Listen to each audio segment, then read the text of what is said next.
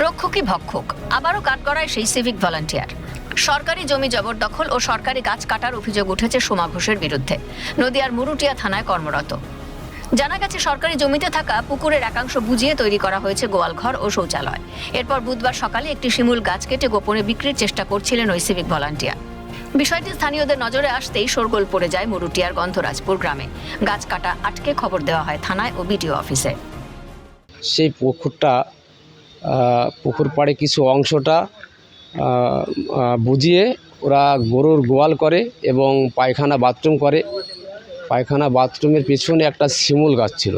আমি তৎক্ষণাৎ সেখানে যাই, গিয়ে দেখি মুরুটিয়া থানার অন্তর্গত কর্মরত সিভিক ভলেন্টিয়ার সোমা ঘোষ কিছু ব্যবসায়িককে দিয়ে শিমুল গাছটা কাটিয়ে বিক্রি করার চেষ্টা করে। আমরা তৎক্ষণাৎ বাধা দিই। খবর পাওয়া মাত্র ঘটনাস্থলে পৌঁছয় মুরুটিয়া থানার পুলিশ। গাছের গুঁড়ি ও ডালপালা উদ্ধার করে নিয়ে যায়। সরকারি গাছ কেন কাটা হলো প্রশ্ন তুলে অভিযুক্ত সিভিক ভলান্টিয়ারের বিরুদ্ধে মুরুটিয়া থানায় লিখিত অভিযোগ দায়ের করেন গ্রামবাসীরা। পাশে দাঁড়িয়ে সিভিক ভলান্টিয়ারের শাস্তির দাবি জানিয়েছেন স্থানীয় পঞ্চায়েত সদস্য। তাই সিভিক বলছে সরকারি চাকরি করে বলে সিভিকের চাকরি তার উপযুক্ত শাস্তি চাই, বিচার চাই।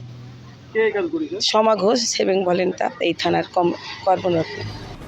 অভিযোগের ভিত্তিতে ঘটনার তদন্ত শুরু করেছে পুলিশ। পশ্চিমবঙ্গ সরকার বর্তমানে সরকারি জমি জবরদখল ঠেকাতে কড়া পদক্ষেপ নিচ্ছে। চলছে বুলডোজার। তৃণমূলের আমলে লাগানো দুর্নীতির গাছ উপড়ে ফেলতে মরিয়া বিজেপি সরকার। কাউকে রেয়াত নয় বলে সাফ জানিয়ে দিয়েছেন মুখ্যমন্ত্রী শুভেন্দু অধিকারী। এই সিভিকের এখন কি হাল হয় সেটাই দেখার। নদিয়া থেকে অর্ধেন্দু মালাকারের রিপোর্ট, ক্যালকাটা নিউজ।